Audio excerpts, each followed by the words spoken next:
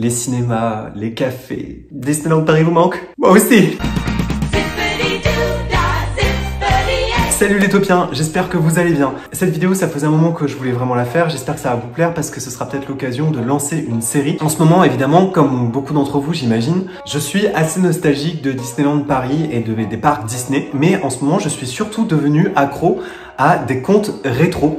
Et je suis notamment fan d'un influenceur américain qui a créé plusieurs comptes rétro autour des parcs Disney, dont mon préféré qui s'appelle Disneyland Retro. Il y en a un autre aussi sur Disney World. Il y a un autre compte aussi que j'adore qui montre des photos de Walt Disney dans son parc Disneyland à l'époque où il était encore en vie. Et puis sachez qu'à Disneyland Paris, on a aussi un compte dans cet esprit qui raconte la construction et les premières années d'Euro Disney. Et justement, ça m'amène à la vidéo du jour. Il y a quelques semaines, un ami m'a envoyé une chaîne YouTube qui récolte des images de vacances et qui montre Walt Disney World en 1971, dans les années 80. Et je suis devenu complètement accro à cette chaîne. Et en fait, je voulais avec vous montrer des images de Disneyland Paris filmées en 1992, c'est-à-dire l'année de son ouverture.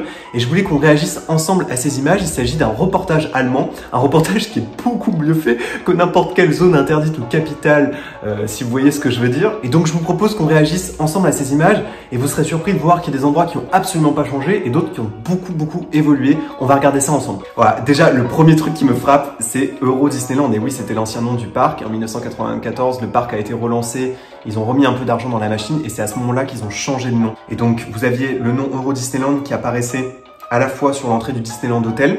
Et donc là, voilà Main Street et le château. Alors, il y a un truc qui me frappe, je sais pas si vous remarquez, c'est qu'on a l'impression que les buildings sont vachement plus hauts. Et en fait, ils le sont pas. C'est simplement que la végétation n'avait pas eu le temps de pousser. Et d'ailleurs, c'est des images qui m'avaient vraiment frappé aussi à Disneyland en Californie. Les premières années de Disneyland en Californie, on a vraiment l'impression que c'est un désert, le parc, que c'est presque le Far West partout, y compris dans des landes comme Adventureland. Et en fait, c'est simplement parce que la végétation n'a pas eu le temps de pousser. Et aujourd'hui, c'est impressionnant de voir comment la végétation a complètement changé aussi un peu l'ambiance du lieu. Ah, vous avez vu, je sais pas si vous avez vu, il y a la porte d'entrée de la parade.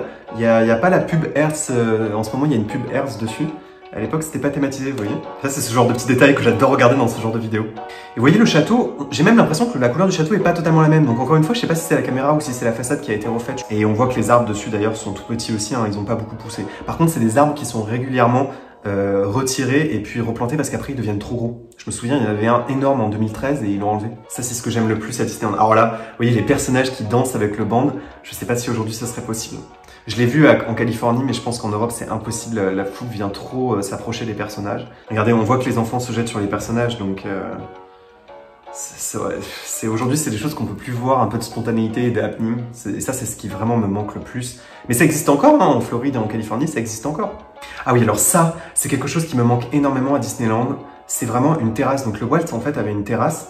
Et vous avez une terrasse, un fast-food qui est en face, et ça c'est génial, mais je trouve que en Californie, ils ont laissé effectivement, et ces arcades sont recouvertes un peu par la végétation et par des guirlandes au-dessus, ça fait un peu penser d'ailleurs à l'ambiance de New Orleans Square, et ils ont complètement enlevé cette terrasse du Walt, et c'est vrai qu'ils ont remis par contre une terrasse à Ratatouille dans le petit land parisien. Je trouve que c'est un charme incroyable, et je trouve que ce serait bien de remettre une terrasse à ce niveau-là.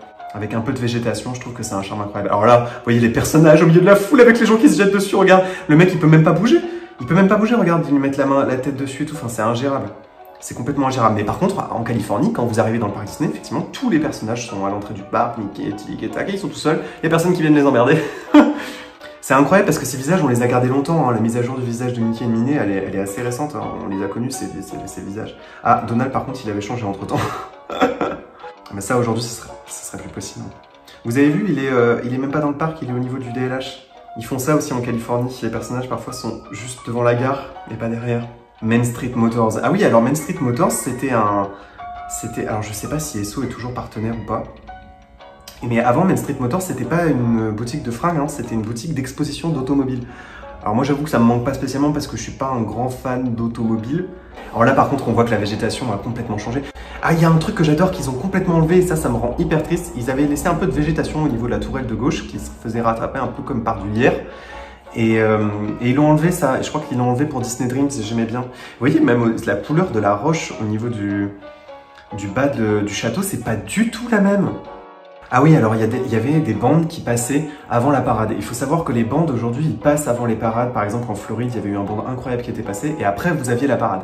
Et ça, c'est un de mes vrais regrets. J'aimerais tellement qu'il y ait des bandes qui repassent. En fait, c'est les bandes que vous voyez dans la journée. C'est juste qu'ils repassent et ils font une fanfare sur la route de Main Street. Ah, la parade. Il y a quand même un truc qui m'impressionne avec la parade de Disneyland Paris, toutes les parades de Disneyland Paris, c'est que les chars sont quand même toujours énormes. En Floride et en Californie, les chars sont pas aussi gros parce que je crois qu'ils n'ont pas autant de place pour pouvoir se déplacer. Et je suis impressionné de voir à quel point ils sont énormes. Hein. Franchement, je crois qu'on a vraiment les plus gros chars en termes de hauteur. Hein. Par contre, il y a un truc qui me frappe, je sais pas si vous remarquez, c'est que les personnages sont beaucoup moins interactifs. Et ça, c'est la culture Disney qui, à mon avis, n'y avait pas du tout à l'époque. Et donc, que ce soit les performances, regarde, ils sourient même pas les performances, ils font même pas de sourire. Il y en a certains qui sourient même pas.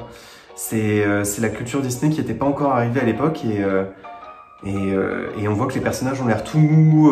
C'est vrai que j'aimerais... La gueule qu'il a, Philippe, vous avez vu la tête qu'il a, la moustache et tout.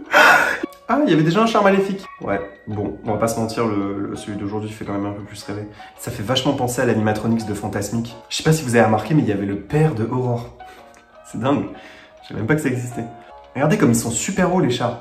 Par contre, les personnages, qu'est-ce qu'ils sont mous. Genre, ils sont pas du tout... D'abord, ils ont pas de chorégraphie. Et puis, ils sont pas du tout... Ils sont beaucoup moins dynamiques que ceux d'aujourd'hui, hein, qui sont... le char de Cendrillon, il est magnifique. Oh, il y avait un char de Roger Rabbit. C'est fou, ça. Je pense qu'on ne reverra plus jamais un char de Roger Rabbit sur les parades Disney françaises. Oh, le char de Dumbo, il est magnifique. Bon, Dumbo a pris un coup dans la tête. Mais... Bon, là, il y a quelques images du Fantasyland. Donc là, Fantasyland, c'est un des lands qui a le moins changé. Ce qui me frappe, c'est les couleurs. Regardez le château de Alice. Dans le labyrinthe, il y a tout qui bouge. Ça fait plaisir. Alors là, il y a des images de Discoveryland. Alors à l'époque, il n'y avait même pas Space Mountain, donc il y avait une vraie zone de vide, et quand vous veniez en face d'Orbitron, il n'y avait rien, il n'y avait pas le Space Mountain, c'était Orbitron qui était le plus haut avec Hyperion, quoi. Donc là, on voit des images d'Utopia. Oh, c'est quoi ça? Waouh! Il y avait des flammes dans le lagon devant... Adventureland. C'est quoi ce truc en plein milieu? L'entrée n'a pas tellement changé, mais ce qui a changé, vous voyez, c'est les boutiques, hein. Là, au niveau de la girafe curieuse, c'est des étalages de fruits et légumes. C'est un souk, en fait. Oh là là, dans les passages, il y avait un vrai souk. Oh, ça, c'est génial. Qu'est-ce que j'aimerais avoir un souk comme ça. Alors, il faut savoir que en Californie, j'ai visité un souk, c'est le souk de Batou. Il y a comme un souk qui fait très oriental. Et en fait, c'est ce qui s'appelle le marketplace. Et c'est vrai que c'est une ambiance incroyable. Alors, les produits sont quand même très brandés Disney et Star Wars, mais... ça aurait un charme incroyable de vendre des produits un peu plus locaux. Oh, c'est incroyable, quoi. En Californie, en Floride aussi, il reste ceux qui dessinent sur les parapluies. Il y a aussi des caricaturistes au niveau de New Orleans Square. Mais j'ai jamais vu ça, dis donc. Pirates des Caraïbes avec tous les effets qui fonctionnent. C'est beau à voir, ça a dû durer un an. Même la roche de BTM, elle a changé de couleur. Je sais pas si vous avez remarqué. Donc là, on voit le Molly Brown, qui n'a pas tellement changé non plus. Par contre, on voit que la végétation est beaucoup plus basse. Hein. Là, quand vous passez à ce niveau-là, maintenant, vous ne voyez plus. Oh! Le canoë, alors ça j'ai vu ça une fois à Disneyland en Californie, l'attraction canoë, mais je l'ai pas faite. J'adore comment les gens sont habillés. Ah, là on voit le Mark Twain, forcément, le regretté Mark Twain. Alors, je vais vous dire quelque chose sur le Mark Twain, moi je le regrette pas spécialement, parce que c'est une copie de celui de Californie, et le Molly Brown est le seul bateau qui porte ce nom, il me semble, parmi les bateaux des parcs Disney.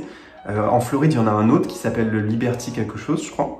On est les seuls à avoir un bateau qui raconte la storyline avec cette storyline autour du personnage de Molly Brown qui est une survivante du Titanic. Bah, certes, le Mark Twain, c'est un beau bateau, il est sans doute plus beau que le Molly Brown, mais en même temps, le Molly Brown, il est unique. Le jour où le Molly Brown disparaît, on n'aura simplement qu'une copie de ce qu'on a en Californie, quoi. Et moi, je serais très heureux de retourner sur le Mark Twain, hein, ce serait un kiff incroyable. Je trouve que c'est plus original d'avoir le Molly Brown. Oh, regardez les élans, c'était des animatronics, je savais même pas. Voilà, les geysers. Alors du coup, il y avait deux bateaux, et ça je l'ai vu aussi en Californie, puisque en Californie c'est en alternance entre le Columbia et le Mark Twain. Et en gros, bah, le temps que le bateau prenne de nouveaux passagers, le Molly Brown s'arrêtait au niveau des geysers, et en fait les guests patientaient devant les geysers, ce qui faisait que vous aviez souvent la chance de voir le railroad passer devant le Molly Brown ou le Mark Twain. Big Thunder Mountain, qui a pas du tout changé et qui reste la meilleure version tout parc Disney confondu, ça, bien d'accord. Alors Disneyland Paris la nuit, alors ça, il y a un truc. que je regrette énormément, c'est qu'aujourd'hui, Disneyland est éclairé, le château Disneyland est éclairé avec des LED, ce qui fait que c'est un éclairage très bonbon, très flashy, alors qu'à l'époque, le château était éclairé de l'intérieur par des lampes, ce qui fait que la lumière venait un peu de l'intérieur du château. Je trouve que ça faisait beaucoup plus chaleureux.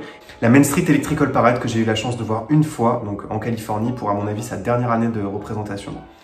J'adore cette parade, elle est incroyable. Ah, le char de Peter et Elliot le dragon, oh, ça c'est dingue. Cette parade, elle a un charme incroyable. À voir en vrai, elle est incroyable. Il y a certains chars que j'ai pas vu en Californie. Là, je vois qu'il y a certains chars que j'ai pas vu en Californie. Donc il y avait quand même quelques chars exclusifs, ou en tout cas qui ont changé. De toute façon, la parade a subi beaucoup de modifications. Oh, il y avait un char Small World. Et puis après, les feux d'artifice. Bon, les feux d'artifice, c'était plutôt rare. Hein. C'était uniquement l'été. Sinon, évidemment, ils n'avaient pas l'autorisation de tirer des feux d'artifice de cette envergure. Voilà les Topiens, j'espère que cette vidéo un peu spéciale vous a plu. Si ça vous a plu, ce sera une série, ce sera un format qu'on renouvellera sur la chaîne. Et en fait, ce sera à vous de me dire quelle est la période qui vous intéresse. Si vous souhaitez partager des images et que je les commente avec vous, il y a aucun problème, ça m'intéresserait aussi de le faire. Et on pourra le faire aussi évidemment sur les parcs américains. Voilà, n'oubliez pas que vos rêves sont éternels. Bye les Topiens!